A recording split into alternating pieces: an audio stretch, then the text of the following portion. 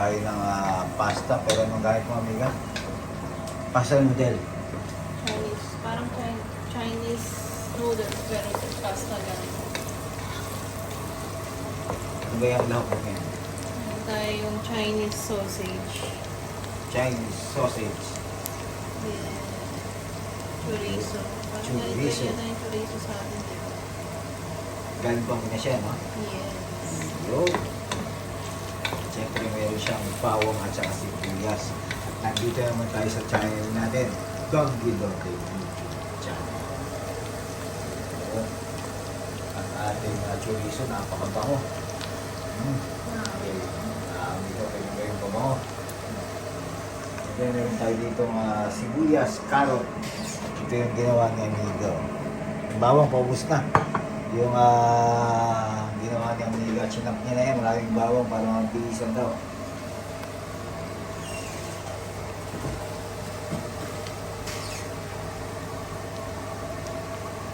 At lalagyan din ng cubes. Siyempre, chicken cubes.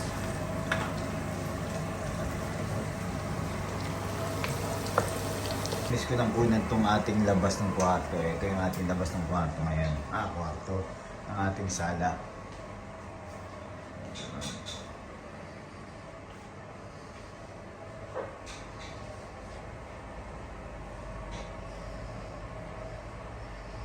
Dati dyan may TV. Kaso nga tinanggal namin, din namin amiga sa Pilipinas.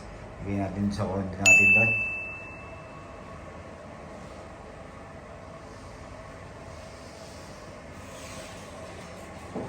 Itong mga to, mga dikit-dikit yung gawa ng dati.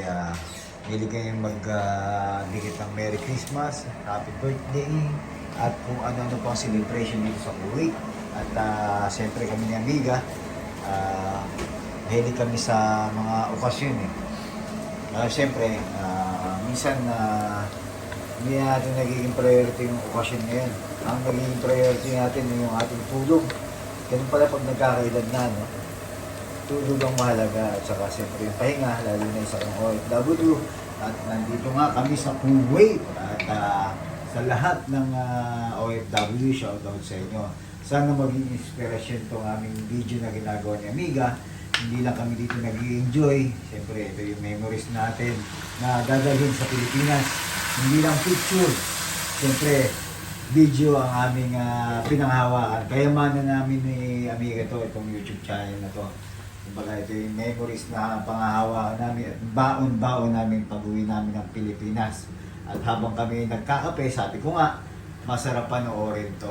Kasi nga, ito yung mga panahon, o sasabihin natin sa kwentuhan namin ni Amiga panahon nung tayo ay nasa Kuwait pa, ito ang mga ginagawa natin. Kaya isang yaman na sa amin ni Amiga to.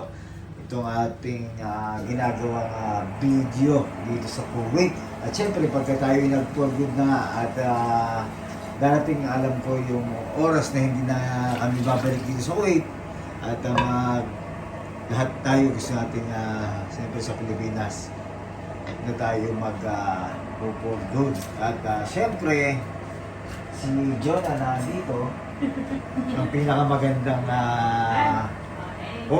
OFW ng Kuwait. Ayan na si Jonah. Shoutout sa iyo, Jonah.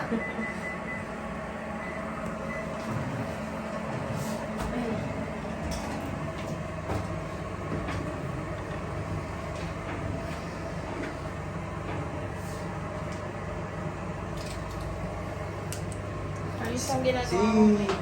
Amit pala sa kwana, no? Sa pangito. Phase 4. Oo. Bison na pala yun? Maayos din, no? Pag ganun lang yun, gumagano na pala.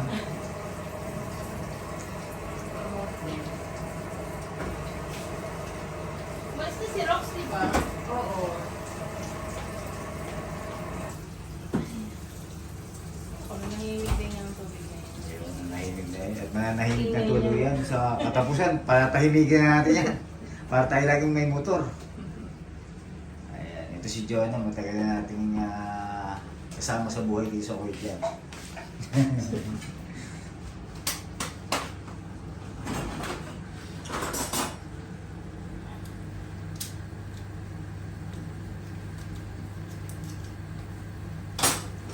At ano ba yung amiga, yung ginagawa mo yan? Nilagyan ko na siya ng toyo. Toyo. Toyo tsaka cubes. Siyempre, hindi lang si amiga ang may toyo. Pati siyempre ito ating ginagawang pansit na may chorizo. At ano ba yan? Hindi Paminta. lang may toyo. Lahat ng babae may toyo. Siyempre, hindi lang babae ang may toyo. Minsan lalaki may Ikaw din toyo. may toyo ka din. Minsan talaga inaamin ko medyo masungit talaga ako lalo na pagka yung ayoko lang kinukulit kasi makulit ako. Lalo na Ayaw yung niya na mga- makulit pero siya makulit siya. Kasi ayoko rin ng matanong. Pero matanong ako. Kasi nga ang ayaw ko, ayaw Kung ko. ayaw niya, yun ang ugali niya. Iyon. Ibig sabihin ayaw niya sa sarili. Oo. Sa ugali niya. At saka siyempre, ang gusto ko naman, itong pagkain. At yan ang aming, Lagay ko na yung carrots saka celery. ito yung aming libangan ni Amiga dito. Dito kami nag-i-enjoy siyempre sa pagkain. Kahit naman sino. At isa kang OFW dito na yung siguro pinaka parang reward natin sa sarili natin ang kumain tayo ng masarap. Lalo na ang luto ng isang amiga. Ayun, may asukal pa yan ha. Partida yan, may asukal mga amiga. Partida yan. Siyempre, Chinese, Chinese New Year.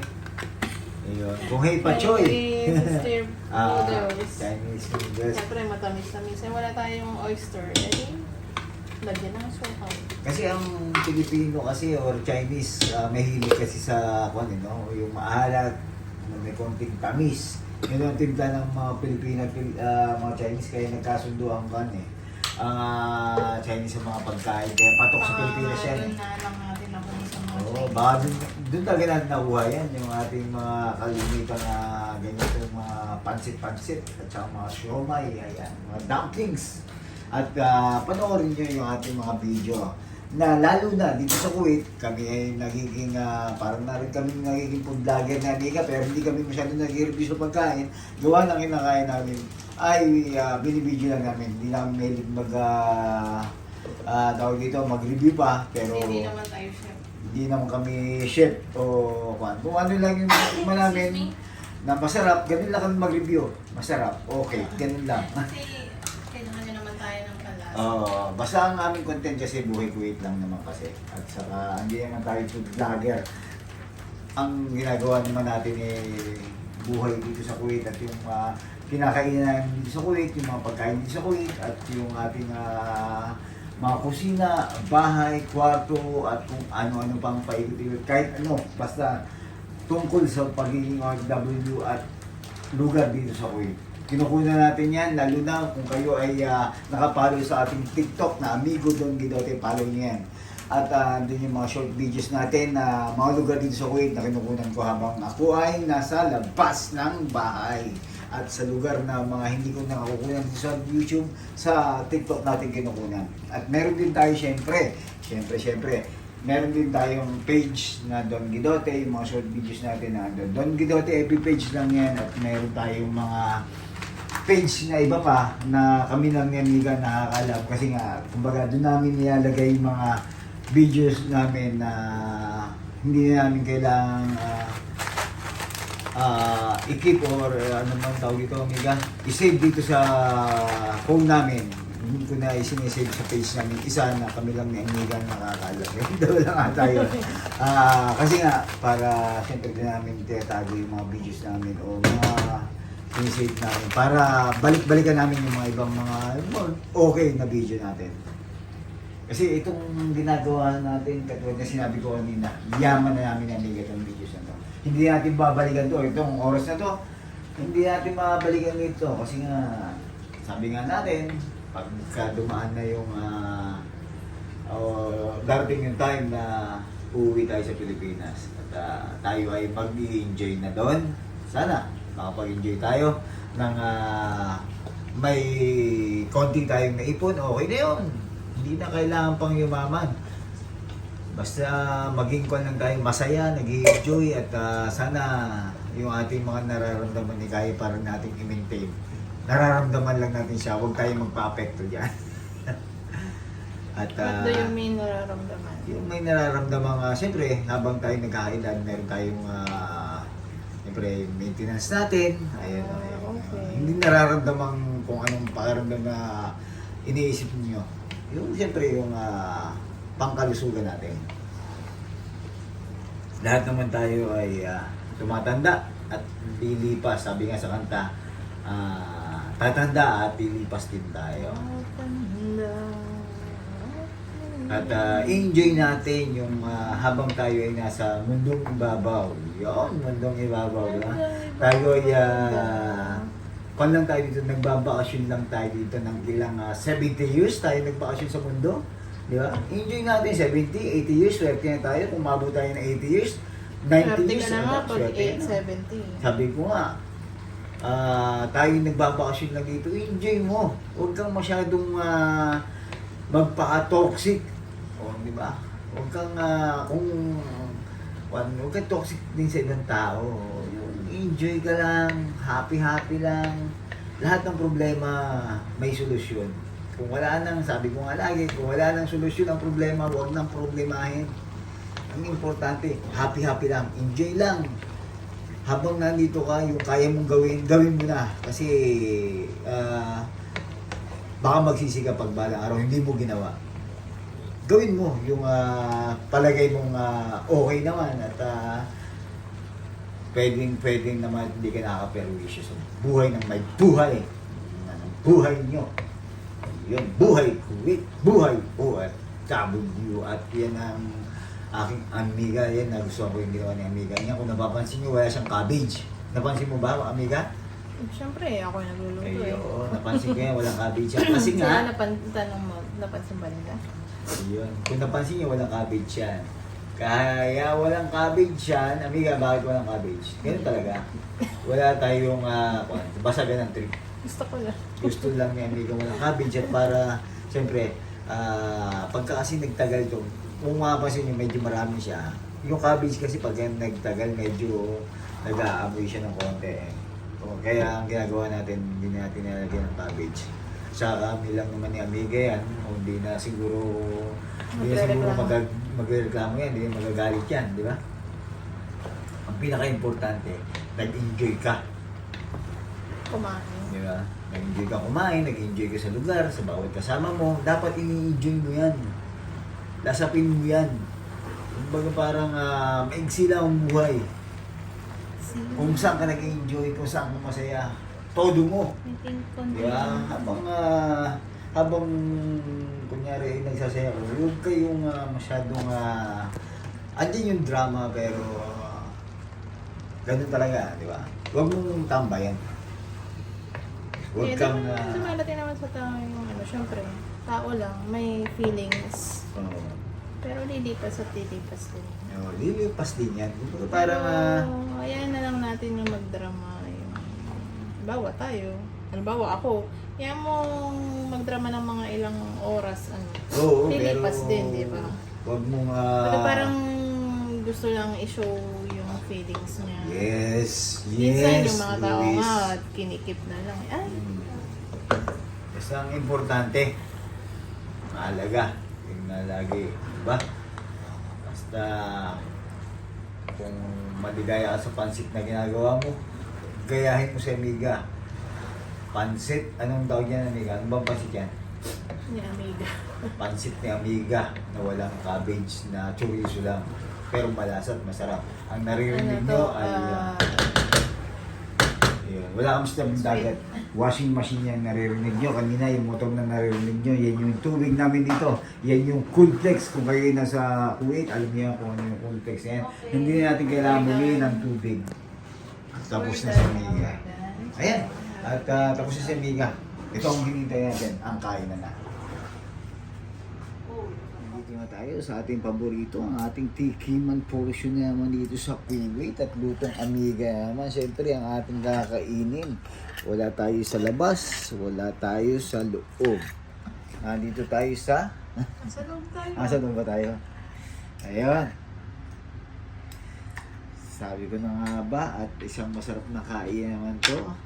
Ang hinanda ng aking amiga, Chinese noodles. Ang ating pansit.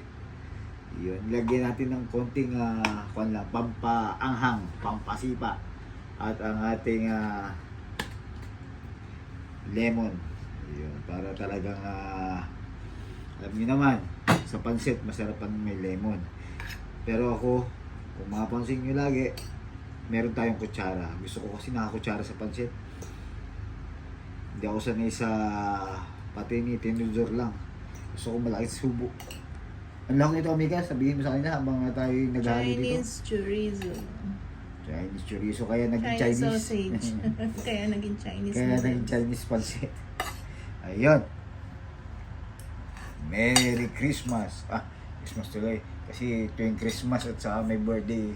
Di ba sa atin mga ganun? Ano, unang subo mga amigo at amiga. Enjoy lang tayo. At panoorin nyo itong ating bagong upload. Yan po yung ating bagong upload ngayon. Kain na tayo. Yan yung ating biryani. At yung paborito namin pagkain ni amiga. Pag may kumakain sa Indian food, yung mumu. Tama ba? Mumu o mumus, amiga? Whatever. Ayun, sana to tama yung nilagay kong dyan, mumus at saka siyempre yung paham na paborito ng amiga. Yung paham ay grilled chicken yan. Buo ba yung in-order mo dyan? Half lang. Half chicken lang. O ito, yun ang subo.